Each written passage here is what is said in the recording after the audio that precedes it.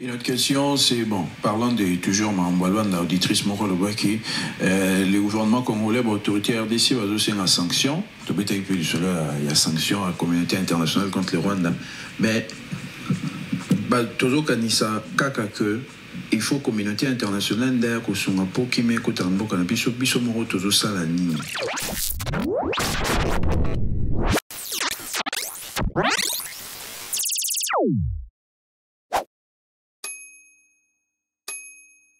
Ndenge Paul Kagame a boyi koya eza lokola atie biso bui leçon nini tokoki kotirer na makambo wana biso RDC. Leçon à retirer ezali ke tomilengela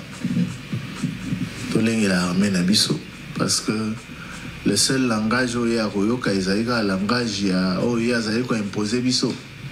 Leloyo avec le soutien avec le soutien de ses parrains, il semble se montrer en position de force.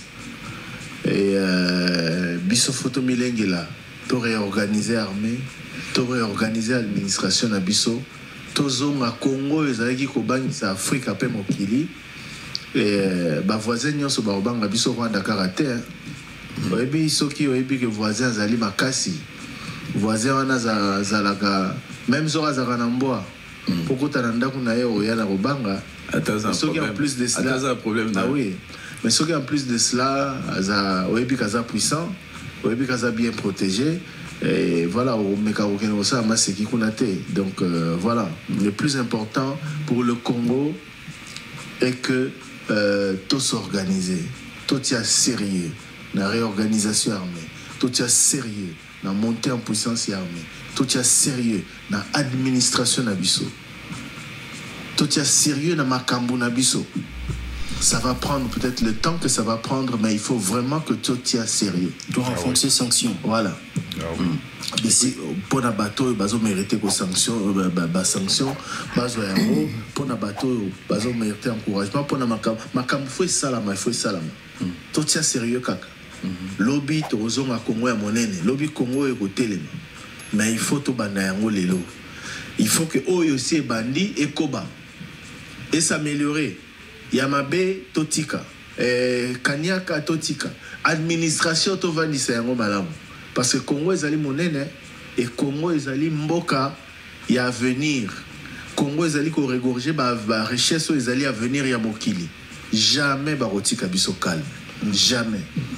Monguna oyo ayebi que na simanda kuna yo akotaka na molili to akotaka na moi po yo zali faible to po yo zokoka peut-être ko sécuriser na kuna malamu te akotaka ayibaka po ya bonga tant que yo robongisa te o kangamir te to o tia sécurité te parce que donc c'est à nous de nous organiser. Surtout, moi j'insisterai sur la sanction. Parce que les derniers événements, par exemple, autour du procureur général près la Cour de cassation, Tolanda qui correspondance, il y a un ministre de la Justice, quand il disait, voilà, on doit interroger la réaction sur l'achat immeuble Naën à Bruxelles, on va réagir, lobby ou non, comment est-ce qu'il y a une autorité qui travaille, d'ailleurs Martin Fayoul qui le disait, et puis les autres aussi, comment est-ce qu'il travaille dans la justice, on connaît les salaires qu'il a, comment est-ce qu'il pourrait justifier une telle richesse et puis arriver à acquérir, bien c'est vrai, ces interrogations au Union Sobatoubaye posé pour le procureur général après la Cour de cassation. Mais ces mêmes interrogations, il faut aussi poser en haut dans le secteur stratégique comme les services de sécurité. C'est quand même écœurant et parfois décevant et royoka, dénonciation, il y a des détournements dans le secteur aussi clé et sensible, le secteur à service à la sécurité. Bon, est destiné par exemple pour telle activité ou pour tel achat ou pour tel autre. Après, il y a des dénonciations, des détournements pour des secteurs comme ça. C'est-à-dire c'est des gens où il faut sanctions et ça vraiment sévère parce qu'ils sont à assimiler aux ennemis, des gens qui agissent contre la République. C'est-à-dire la même rigueur qu'on doit mettre par exemple dans notre secteur pour interroger l'enrichissement des certains hauts magistrats, comme le ministre de la Justice le voulait, il faut aussi interroger l'enrichissement de l'autre côté de ceux qui travaillent dans les services de sécurité. Vous avez des hauts gradés, généraux, ils sont ceci, ils sont cela, officiers supérieurs, qui justifient des richesses qui ne peuvent pas s'expliquer dans les contextes congolais. On sait ce qu'ils gagnent comme salaire, on sait comment est-ce que l'État organise leur prise en charge, on plaide nous tous pour une meilleure prise en charge à l'État, mais certains déjà bien avant cela, il est envoyé un poste d'opération, mais après c'est des immeubles ici à Kinshasa qui sont achetés et autres. Donc il faut la sanction et ça là vraiment pour tout le monde. Et notre question, c'est, bon, parlant de toujours Mamboalwan, l'auditrice Mokolo-Bouaki, le gouvernement congolais, l'autorité RDC va aussi une sanction. Il y a sanction à la communauté internationale contre le Rwanda. Mais, toujours Kanisa, Kakake, il faut que la communauté internationale d'ailleurs que son apport qui met côté en boca Bon, on a déjà dit ce que nous devons faire. Voilà. Il faut aussi que la communauté internationale ait son parce que la communauté internationale est son à travers Baed, dans les débats il y a quelques semaines, l'Union européenne a renouvelé qui sous aide au appui militaire dans Rwanda. Alors que tous les rapports attestent que c'est un pays qui agresse notre. Stretching will relax your muscles and make you feel good in a moment, but it will not prevent injuries, make you strong, mobile or resilient. Les années mort à mon boyé au pays à Ukraine m'a beaucoup. Au moins une réaction à l'Union européenne tant au Corée du Nord et côté Russie. Au pays à Russie n'a bien Ukraine. Enfin Russie. Beaucoup moins que au pays à Russie pour alors que Russie a agressé l'Ukraine. Au moins une attitude de la communauté internationale tant au Iran. Oh, bah armes, il y a des Iraniens et mon ami, bah Russes peuvent utiliser un mot. Au moins une réaction, il y a la communauté internationale, l'Occident, tango, bah militaire nord-coréen, bah signalé dans la ligne de front à Bitumba entre Russie et Ukraine. Au moins une réaction là-bas. Donc c'est ça en fait. Et au moment que d'une manière ou d'une autre à travers accord et coopération donc veut dire bazo appuyer mboka moko ba pesa ma kasi davantage et agresser moninga alors que c'est connu maintenant ça va éviter que yende moto azali ko équipé peut soutenir ba rebelle ou bazali na RDC. Et puis n'allons pas loin. Il y a une recette qui a marché, non? Il y a une recette qui a marché en 2013. Lorsque tous ces pays, Grande-Bretagne, États-Unis, Union européenne, Bamboka wana nyoso, na ba organisation wana nyoso, mokolo ba décida ka ba suspendre aide na bango na Rwanda. M23 et Koufaka. Ouais. Alors, qu'est-ce qui manque même au Conseil de sécurité des Nations Unies de prendre des mesures contre le pouvoir en place et au Rwanda? Yango wana bakonzi na biso bazali kosenga et yango wana basengeli kosenga parce que tozali ba pays membres de l'organisation wana omoni même en Afrique ici moi je suis surpris de toutes les façons l'Union africaine n'a jamais condamné l'agression rwandaise contre la RDC hein. En tout cas pas des termes clairs. Pas des termes clairs oui on se rappelle toujours des communiqués de Moussa Faki Mahamat qui faisait polémique oui qui parlait des FDLR des PT des M23 et qui m'ont fait le Congo est agressé. Ça, c'est le narratif de tout le monde. Oh, Rwanda s'est retiré, mais Binope Boé. Bon, voilà, Balobi, d'accord, on va s'occuper de cette affaire. Mais le Congo est d'abord agressé. Le Congo est agressé. Sotali nombre militaires rwandais basés dans le territoire Nabisopé, niveau Bakomeli. Et Zara pour Baélanda FDLR. Et Zara pour sécuriser les frontières Nabaronde Bazo pour avancer Bongo. C'est ça le problème. C'est un complot et c'est connu. Donc, il faut que Bamboka wana, il faut que l'organisation wana, il faut que la communauté internationale bazwa ba sanction, bazwa ba mesure eko sanctionner mboka o ezali ko agresser mboka ya baninga, o bazali ko boma, armée rwandaise et s'attaquer même dans la force de paix. Hein? S'attaquer même dans la force de la paix à Nations Unies. Et personne ne prend de mesures, à peine on sanctionne individuellement quelques généraux et tout ça. Voilà. Alors que tout le monde sait, les rapports l'attestent que le Rwanda est chez nous, et que le Rwanda pille chez nous, que le Rwanda tue chez nous, que le Rwanda occupe illégalement notre territoire, que le Rwanda viole tous les accords. Le principe de droit international. C'est ça en fait. C'est ça en fait. Batonio Sobaebi, mais Kolobakaka, il y a un lobeli tout à l'heure hypocrisie, Kolobakaka est coquité. Biso photo bunda, photo tia sérieux, photo sérieux organisé pour monter au bunde la biso azate. Tout à fait, très monter au bunde la biso azate. Mais entre-temps, à partir du moment où nous faisons partie d'une organisation ou des organisations, ces organisations-là doivent faire quelque chose. L'Union européenne a l'obité après échec il y a accord. Communication mon côté, Salami, ni Union européenne, ni Union africaine, ni organisation. Hypocrisie, il y a des structures, c'est-à-dire que ce qui arrive à la RDC pourrait arriver à n'importe quel autre pays. Mais si ces organisations ne prennent pas des postures et à dénoncer fermement, ça ne servira à rien. Par exemple, dans les pays membres, il y a des structures parce qu'il n'y a aucune condamnation ferme. Ma posture équilibriste, principe et intangibilité, il y a des frontières. Les principes où ils allaient garantir ma cas si on voit comment est-ce que l'Union européenne a insisté avec des déclarations sur la situation en Ukraine. Mais pourquoi est-ce qu'on doit tolérer comme ça, par exemple, Rwanda, Ayanakati, il sol congolais, menant des opérations et justifiant cela fièrement dans les médias comme c'était une action qui pouvait être encouragée, c'est-à-dire mauvaise foi et des organisations internationales, et il y a Rwanda, ils ont clairement manifesté. La RDC doit prendre maintenant une posture et la responsabilité par rapport à cette question. Voilà, bon, une autre question ou une autre préoccupation d'auditeur, ils allaient à lobby à Monaki, un monsieur observateur qui est armé, recruté qui est les maïs, qui est jeune, au besoin de formation à Kitona, pour la ligne, yoka répété dans sa monnaie, yoka rakeo, M23, bazo renforcer la position, les membres sous bazo Tarouan, bazo Katissa, qui est FARDC à renforcer. Très bonne question. Alors que jeune, on a baza qui peut former, très bonne question. Très bonne question. Voilà, bon. C'est vrai que Marambo M23, Nengini Bako Tarato Nengini Mena Soanea Katozaka, information, on n'a pas bateau basé sur place, notamment sur l'été civil à travers Bakano Nabango. Mais communication, il y a forces armées de la République démocratique du Congo, ils allaient gérer par Bango Moko, Nengini Basalaka, Barokité à chaque fois qu'on le baguetto, renforcer tout tindi, tout ça, mais en tout cas, et Singeli Koeba, Nengepe, le Bamaki Lobby, na briefing, et à travers un membre du gouvernement, qui est élément, il y a armée congolaise, Bazali présent, Bazo Bunda. On a parlé de 15 jours, il y a résistance pour qu'après Bazo renforcer la position d'abord, les membres sous Bazo Tarouan, Bazo Katissa, qui est FARDC à renforcer.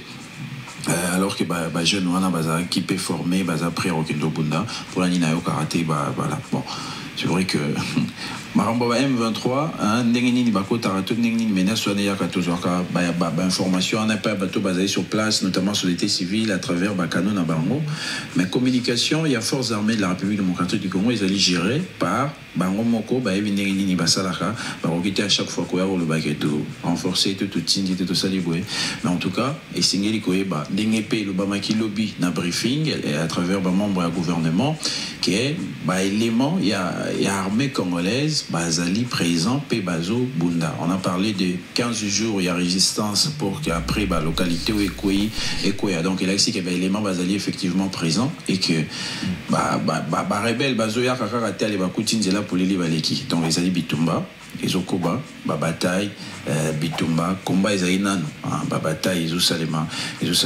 mettre ensemble le combat Ezali et que le FARDC Bazali toujours qu'au Bunda. Alors des moments repères avec na motuna musu sur le bien moni mikolo bato bazo tanga combo ya président Mingi Mingi na mabeto comme na mala.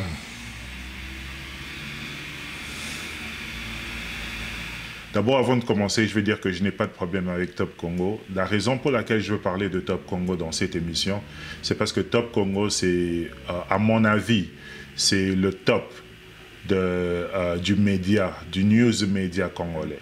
De la façon dont ils sont en train d'opérer leurs médias, c'est fait d'une façon un peu professionnelle.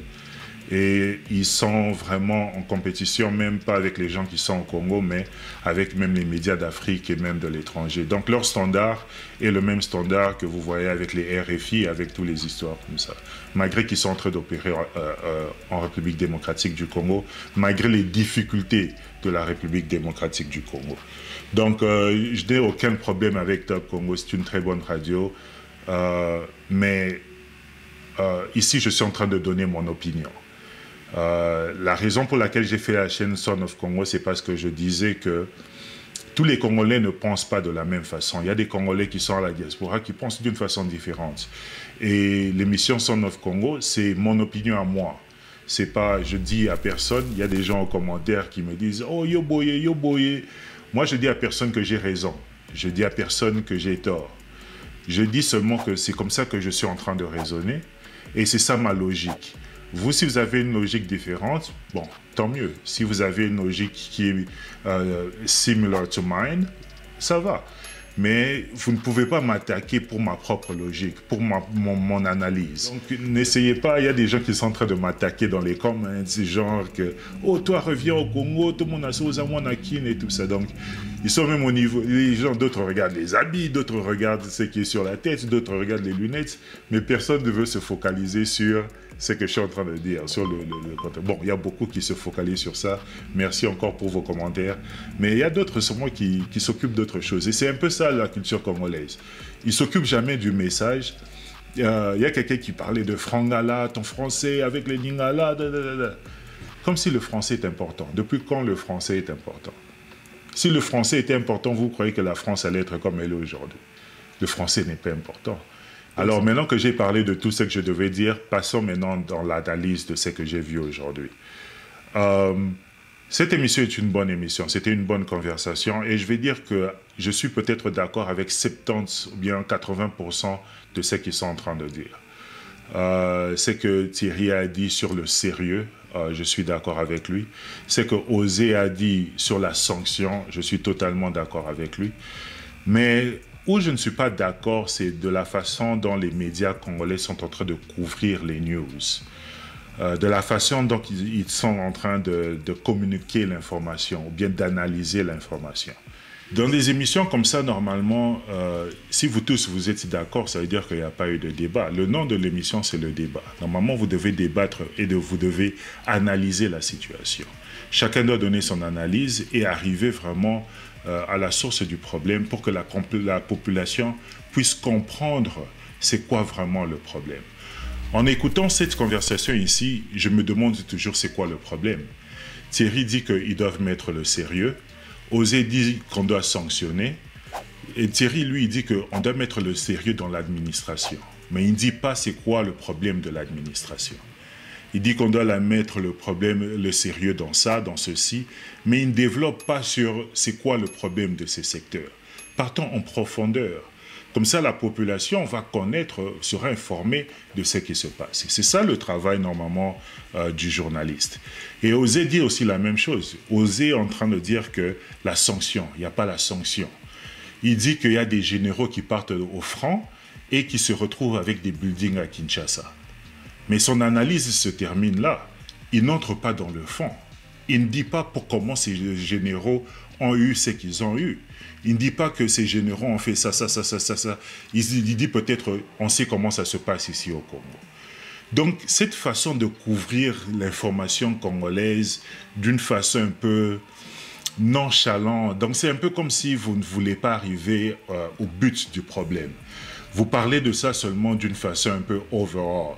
Et la population est toujours dans une situation où, ok, on a des petites histoires à améliorer, mais bon, en général, ça va. Les journalistes ne semblent pas vraiment se plaindre de ce côté. Donc, il y a un travail de fond qui doit se faire pour expliquer à la population, pour comprendre le root cause du problème, la cause profonde du problème. Mais en République démocratique du Congo, les journalistes, peut-être à cause de l'environnement congolais, ils ne veulent pas arriver dans la root cause, dans la cause profonde du problème, parce qu'ils ont peur d'offenser les politiciens. Et quand vous êtes dans un environnement comme ça, les news que vous allez commencer à donner seront aussi la qualité des news. Ça impacte la qualité des news. La qualité, il y a d'autres gens qui sont en train de vous regarder à partir de la diaspora et ils disent que la qualité n'est pas là. Je vais vous mettre peut-être quelque chose une même chose dans RFI, un scénario un peu similaire. Comme ça, un peu, vous allez comprendre avant que je continue dans ce que je suis en train de dire. Oui, bonjour à tous, bonjour à tout le monde, bonjour vous également, chers journalistes d'RFI. Merci de vos encouragements. Ma préoccupation porte sur l'avancée 2023 dans la partie nord de la province du Nord Kivu. Là où nous vivons, bien sûr, l'M23 s'approche dangereusement de la ville stratégique de Butembo, une ville de la province du Nord. J'ai deux préoccupations, chers journalistes. Oui. Oui, Didier. J'ai deux préoccupations. On vous écoute. La première préoccupation, est-ce que le contrôle de la ville de Butembo est un projet pour les rebelles du M23? Ouais, je comprends votre inquiétude, Didier, vous qui êtes justement dans cette région. C'est vrai que depuis dimanche, le M23 progresse en direction de cette ville stratégique. Bonjour Florence Maurice. Bonjour. Journaliste au service Afrique de RFI, le contrôle de Butembo est-il un objectif pour les rebelles ? Bon, ce qui semble clair à ce stade, c'est une volonté de la part des rebelles et de leur soutien d'accroître la pression sur Kinshasa, certainement dans le but de pousser la RDC à ouvrir un dialogue direct avec le M23. Vous savez que Kigali en fait désormais un préalable à toute négociation. C'est ce qui a provoqué l'échec du sommet de Luanda le week-end dernier. Donc cette offensive, dans la foulée de cet échec, semble destinée à tenter de pousser Kinshasa à céder et à négocier. Alors maintenant, jusqu'où iront-ils pour cela? Veulent-ils seulement mettre la pression ou véritablement s'emparer de Butembo pour la contrôler? Il est trop tôt pour le savoir. Les rebelles seraient encore à 90 km environ de la ville, mais c'est vrai qu'ils progressent rapidement. En tout cas, à Butembo, la menace est prise très au sérieux, puisque mardi, la société civile a appelé les habitants à la mobilisation générale, autrement dit à s'organiser pour résister justement à une arrivée éventuelle des rebelles. Oui, Butembo, évidemment, c'est une ville stratégique, c'est un carrefour commercial très important à 80 km de l'Ouganda.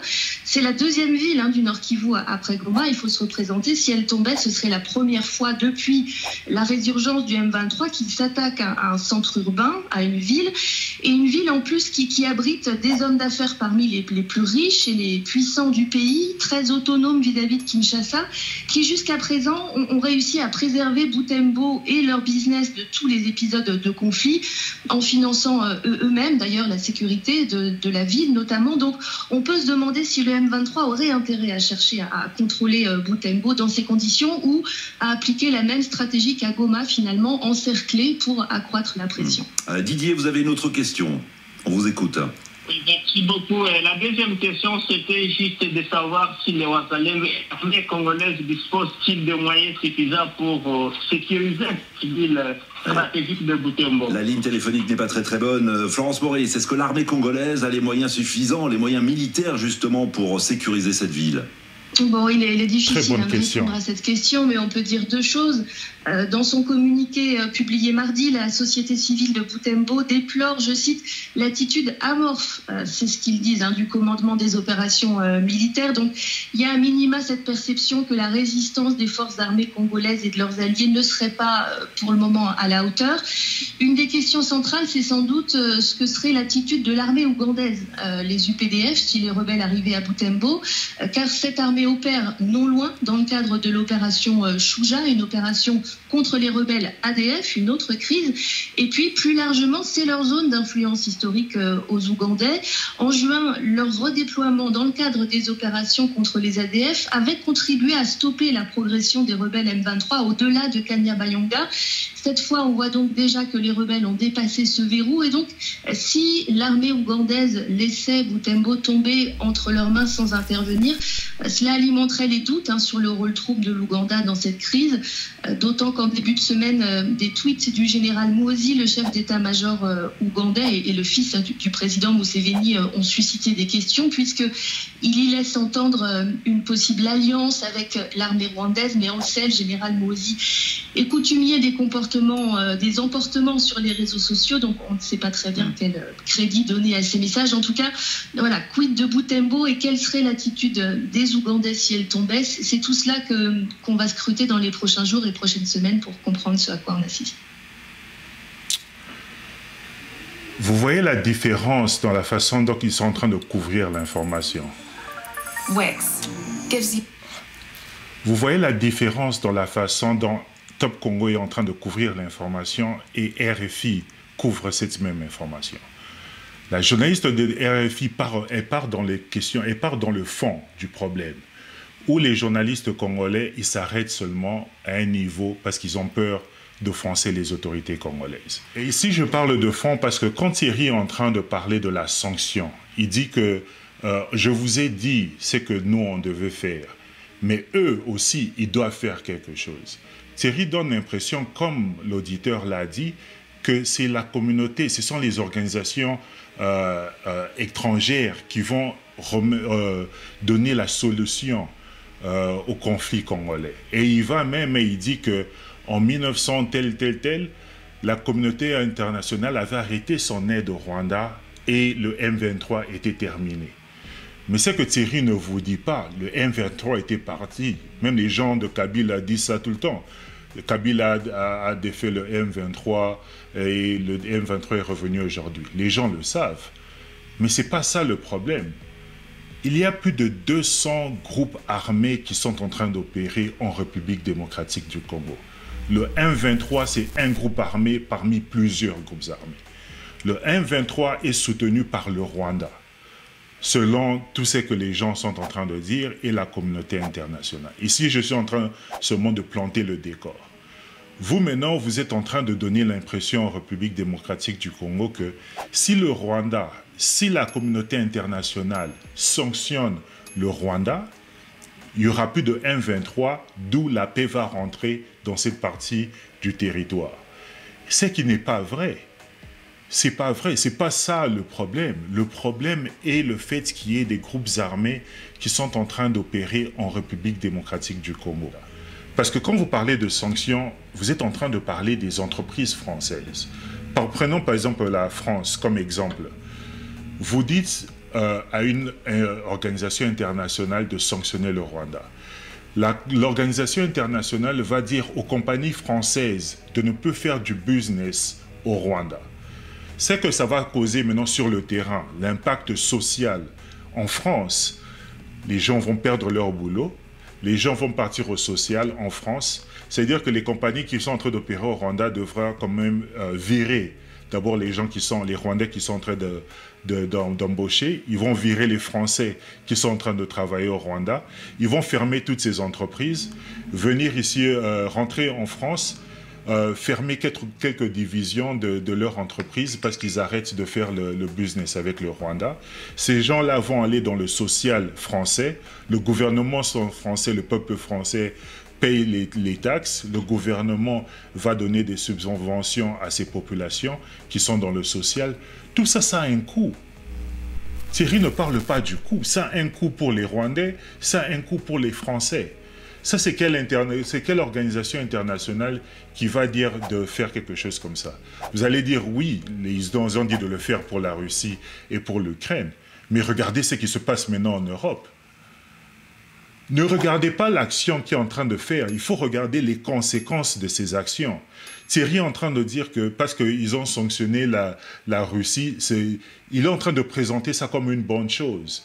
Mais ce n'est pas une bonne chose. Regardez ce qui se passe en Allemagne. Il y a des gens il y a des entreprises qui ferment les portes. Il y a les gens qui sont en train de perdre leur boulot. La politique allemande est en train est faible maintenant à cause de ces sanctions qu'ils ont fait à la Russie. Regardez ce qui se passe en France. C'est la même chose. C'est ça les deux puissances européennes. À cause de ces sanctions, c'est ça qui s'est passé. C'est un exemple déjà qui vous montre que les sanctions ne marchent pas. Comment vous croyez que si on sanctionne le Rwanda, ça va arrêter le conflit quand tout le monde sait que sanctionner le Rwanda ne va pas arrêter le conflit? Ça va peut-être arrêter le M23. Mais qu'est-ce que vous allez faire de tous les autres groupes armés? Donc bref, vous voulez que les Français se sanctionnent eux-mêmes à cause du fait que vous-même, les Congolais, vous êtes irresponsables dans la gestion de votre pays. Comment ça, cette position, vraiment, c'est la position que vous pouvez donner à la population? Quand vous êtes en train de dire qu'il doit faire ça, nous faisons partie, Osé a dit que nous faisons partie des organisations. Mais en tant que pays souverain, vous pouvez aussi quitter ces organisations. Personne ne force la RDC à rester dans ces organisations. Pourquoi vous donnez l'impression au peuple que vous êtes dans une situation où on est en train de vous bloquer par des gens? Personne n'empêche la RDC à devenir ce qu'elle veut devenir. Macron est venu en RDC, il a dit la même chose que Thierry est en train de dire. Démontrer que vous êtes indulgent ou bien intolérant envers vos voisins, et nous, on va vous appuyer. Nous, on ne va pas commencer à sanctionner les Français alors que vous avez des généraux qui sont là-bas qui ont des mines à côté de tous ces territoires-là occupés par le M23. Il y a des documentaires qui sont faits. Qui parlent des généraux congolais qui sont maintenant dans l'armée congolaise, qui ont des territoires là-bas aussi et ils sont en train de faire le business des mines. Comment vous pouvez demander aux gens qui sont à l'extérieur de sanctionner quand vous-même en République démocratique du Congo, vous êtes en train de vous plaindre que dans votre propre pays, il n'y a pas de sanctions? Vous demandez au business américain, parce que ici, les Congolais, on les a appris les histoires des organisations 10, organisations d'air. Eux, ils croient que quand ils signent des pactes d'organisation, ces organisations deviennent au-dessus de leurs propres droits. C'est ce qu'on vous a fait croire. Ces organisations-là ne disent rien. Combien vous n'avez pas vu la communauté internationale ici prendre des sanctions contre d'autres pays? Vous avez vu ces pays agir? Beti Bango Kara. Donc, vous croyez vraiment que ces organisations-là, pour beaucoup de gens, pour beaucoup d'experts, ont été mis en place pour contrôler les Africains. C'est vous vous êtes en train de suivre les organisations, les trucs comme ça, les communautés internationales. Ces organisations n'ont pas de pouvoir. Ces organisations sont financées par des privés. Les mêmes gens que vous êtes en train de dire qu'ils sont en train d'acheter le cobalt en République démocratique du Congo, qui vient de la République démocratique du Congo, qui vient qui à partir du Rwanda, ce sont les mêmes gens qui sont en train de financer les organisations que vous dites qu'ils doivent prendre la décision de sanctionner le Rwanda. Mais parce que vous ne faites pas d'analyse profonde, pour vous, toutes les histoires sont toujours séparées. Pour vous, le monde est un monde séparé, il n'y a pas de correlation.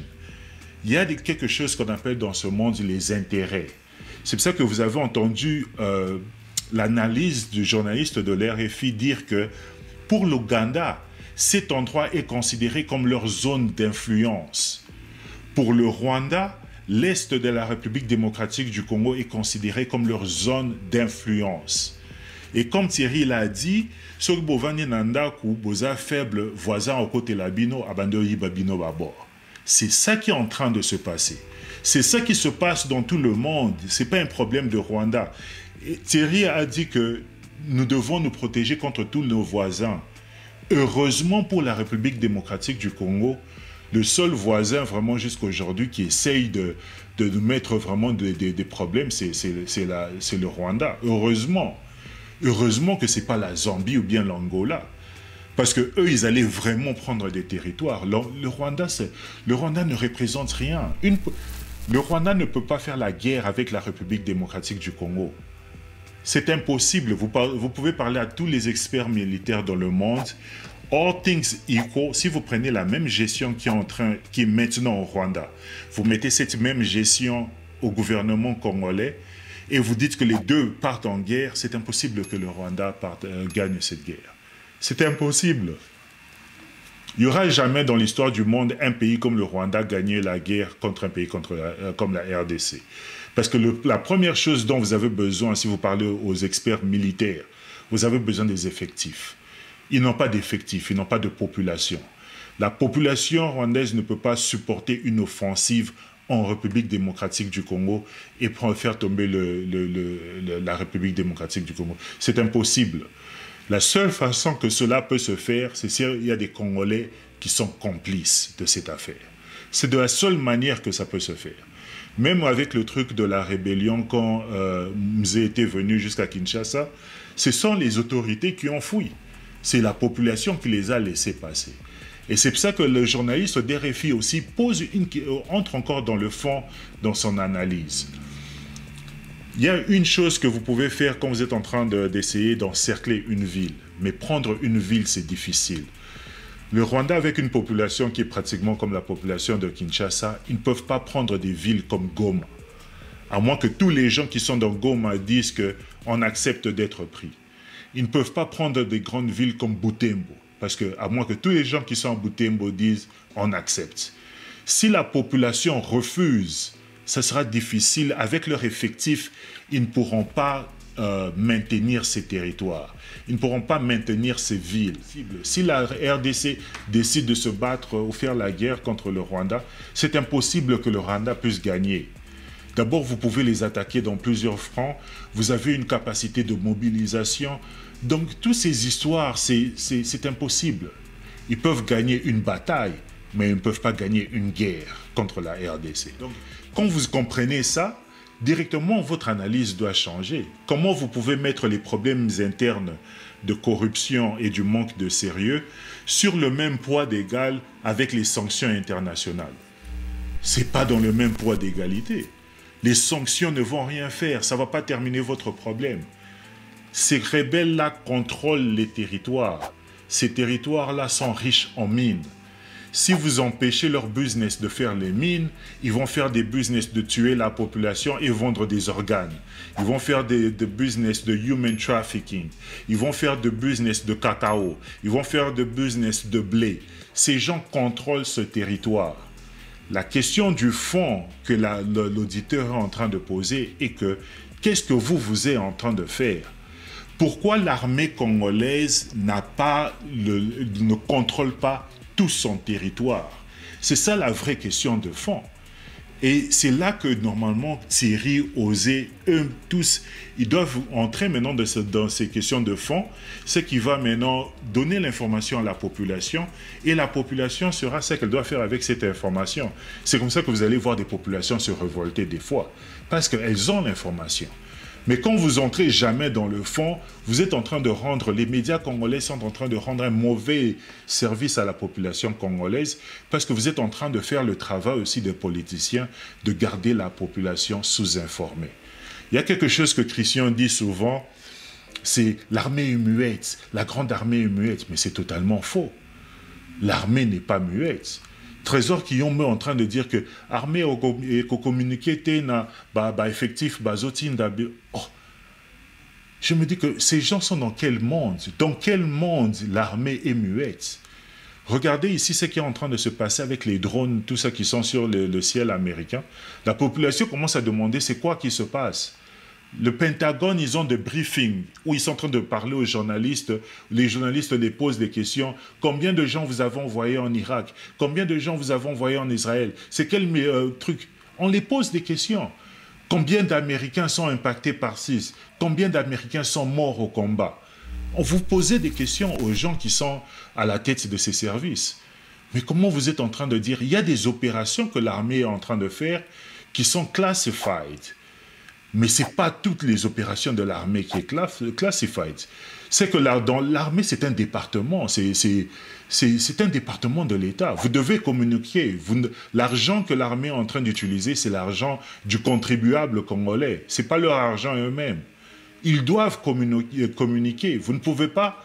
Un gouvernement ne peut pas prendre dans une démocratie, ou bien même dans d'autres régimes. Je crois que les Chinois, même dans leur régime communistes, ils communiquent avec la population chinoise de ce qu'ils sont en train de faire. Donc vous devez communiquer dans tous les domaines, mais il y a des opérations qui sont classified où vous ne pouvez pas communiquer. Mais dans les histoires comme le nombre de morts, l'auditeur a posé une question qui est très importante. Elle dit que comment se fait-il que dans votre société, Vous dites que vous êtes en guerre, vous dites que vous êtes en train de vous battre, vous dites qu'on doit sanctionner tous les autres. Mais comment se fait-il que dans votre société, depuis que vous êtes en train de vous battre, il n'y a pas des morts? On ne voit pas les morts revenir. Pour ceux qui sont en train de suivre la guerre entre la Russie et l'Ukraine, du côté de la Russie, vous entendez les familles dire que « Oh, nos enfants sont en train de mourir ». Du côté de l'Ukraine, vous entendez maintenant les familles dire que nos enfants sont en train de mourir. On parle maintenant de mobilisation de la population. Vous avez entendu en République démocratique du Congo qu'ils ont fait une mobilisation de la population. Vous avez entendu le journaliste de RFI, des businessmen qui sont autonomes de Kinshasa. C'est eux qui payent la sécurité de ces territoires. Donc, c'est comme si les Congolais refusent de donner l'information aux Congolais. Pourquoi les news congolaises ne peignent pas cette picture-là?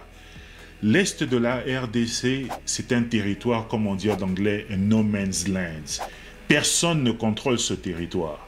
C'est contrôlé par la force, c'est contrôlé par les hommes forts, c'est contrôlé par les groupes armés. Un des groupes armés, comme vous êtes en train de voir en Syrie, il y a beaucoup de groupes armés qui sont en train de se battre. D'autres groupes armés sont supportés par la Russie, d'autres par ça, d'autres par la Turquie et ça. C'est la même situation qui se passe en RDC. Vous avez beaucoup de groupes armés. Vous avez un pays qui s'appelle le Rwanda. Eux, ils ont dit que ça, c'est leur zone d'influence. Donc, ils supportent ce groupe armé. Vous avez un autre pays qui est l'Ouganda qui dit que ça, c'est leur zone d'influence. Ils supportent ce groupe armé. Et vous avez d'autres groupes armés qui sont en train d'opérer dans d'autres sites. Et dans tout ça, vous avez des généraux de l'armée congolaise qui sont aussi dans le même truc. Ils ont aussi leur territoire. Vous, maintenant, vous êtes en train de dire qu'il y a des combats. Trésor Kiyombo dit il y a des combats qui sont en train de faire. Des combats entre qui? Qui se bat? Des combats entre groupes armés, des combats entre les généraux qui ont des mines et les généraux qui n'ont pas de mines. Qui se bat? Où sont les cadavres des jeunes qui sont en train de rentrer à Goma et dire que où sont les parents qui disent que nos jeunes sont tombés dans les combats à Goma? Vous ne vous battez pas. Et Trésor Kiyombo, il a même refusé, il dit seulement Bazobunda. Il n'a rien dit, il dit seulement Bazobunda. Et pourquoi il est en train de dire ça? Il est en train de baser son argument sur ce que le gouvernement, que lui-même dit, qui n'est pas sérieux, est en train de lui dire. C'est à cause de ça que les Congolais sont dans la situation dans laquelle nous nous trouvons aujourd'hui. Vous êtes en train de dire que votre gouvernement n'est pas sérieux, mais toute votre analyse est basée sur ce que votre gouvernement est en train de vous dire. Et les autres de l'étranger, quand ils viennent chez vous, les papes et tout ça, ils sont en train de vous dire que votre population, vos gouvernements ne sont pas sérieux, mais vous ne comprenez pas. Vous ne comprenez pas que tout ce que vous êtes en train de voir, tout ce qu'on est en train de vous dire, c'est un théâtre. Vous ne comprenez pas que tout ce que vous êtes en train de voir en Est là-bas, que le gouvernement vous dit, on a fait ça, c'est un théâtre. Et les gens du monde regardent ce qui se passe en République démocratique du Congo, ils disent que c'est un peuple qui est bizarre. Il y a quelque chose que Poutine avait dit, que l'Afrique ne se développe pas parce que les Africains, l'Afrique est un cimetière pour les Africains. Le président russe Vladimir Poutine a déclaré que l'Afrique est un cimetière. Quand un président africain, un général africain ou un entrepreneur africain devient riche, il envoie son argent et son or en Suisse. Il se rend en France pour un traitement médical. Il investit en Allemagne. Il achète à Dubaï. Il consomme des produits chinois. Il prie à Rome ou à la Mecque. Ses enfants étudient en Europe ou au Canada et prennent tous des nationalités occidentales. Il voyage au Canada, aux États-Unis et en Europe pour le tourisme. S'il meurt, il sera enterré dans son pays natal, l'Afrique. L'Afrique n'est qu'un cimetière pour les Africains. Comment développer un cimetière? C'est ça que les gens pensent de l'Afrique. Vous ne voulez pas vous développer parce que vous ne voulez pas penser aux problèmes africains et comment résoudre ces problèmes. Vous ne voulez pas donner l'information aux Africains.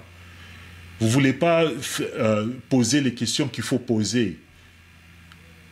Ils sont là, ils ont donné... C'était une très bonne conversation, mais ce qui manquait dans cette conversation est qu'ils n'ont pas posé les bonnes questions dans la conversation, dans le débat.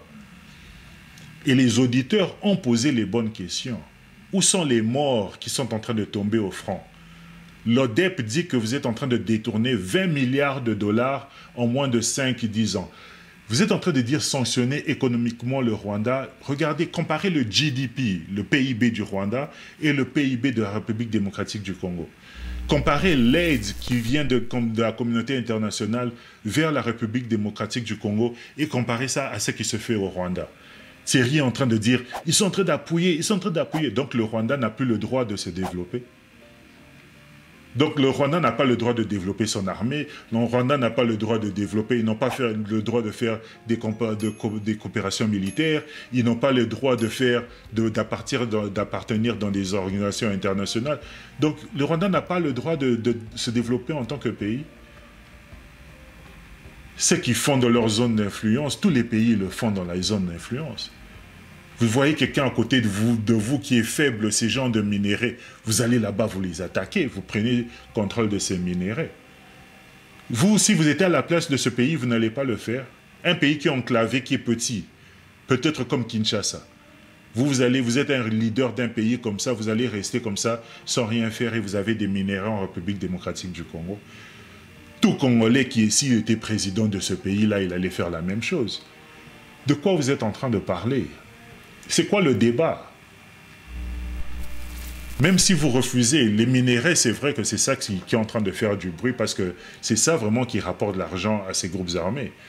Mais ces groupes armés n'ont pas commencé à opérer avec les minéraux. C'est quand que vous avez découvert toutes ces histoires, les cobalts, les tintin, toutes ces histoires. Les groupes armés étaient là déjà avant ça. Le problème est qu'ils contrôlent le territoire. Ils contrôlent ce territoire. Et le gouvernement congolais, normalement, c'est eux qui doivent contrôler ce territoire. Il n'y a pas un nombre de sanctions qui va faire changer cette dynamique.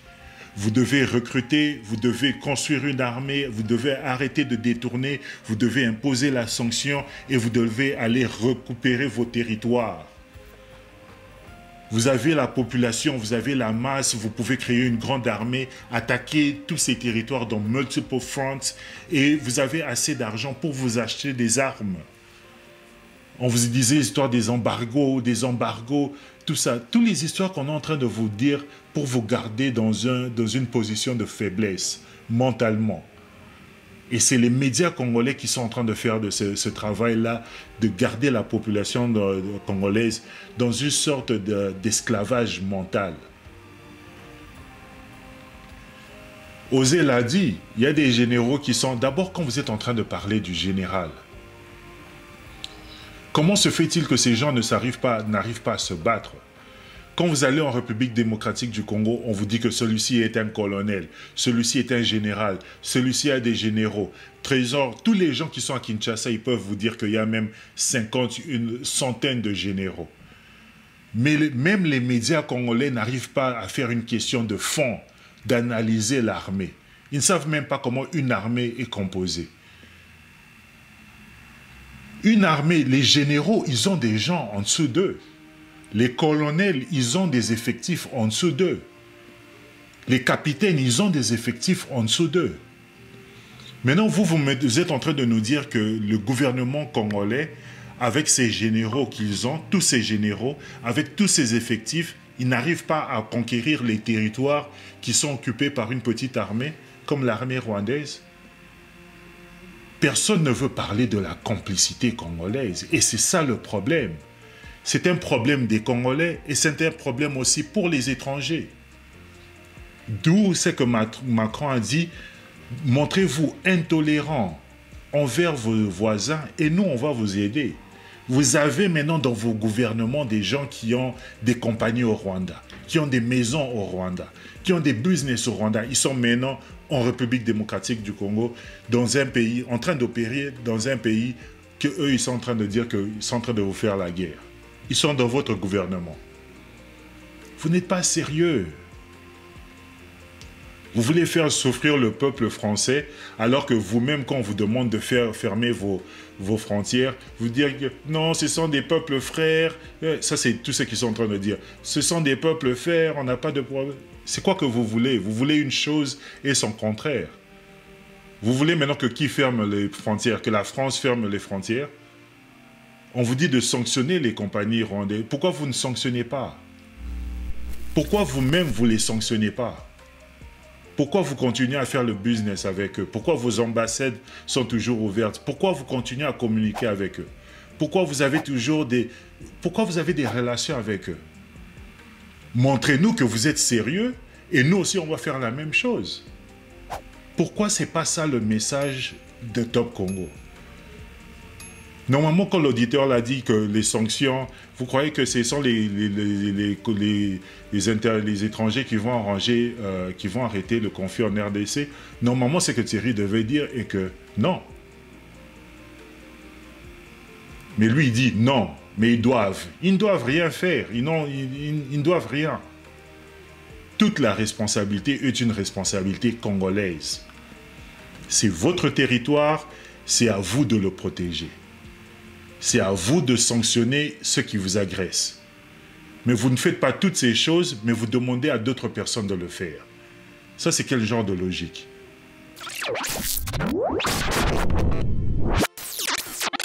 What?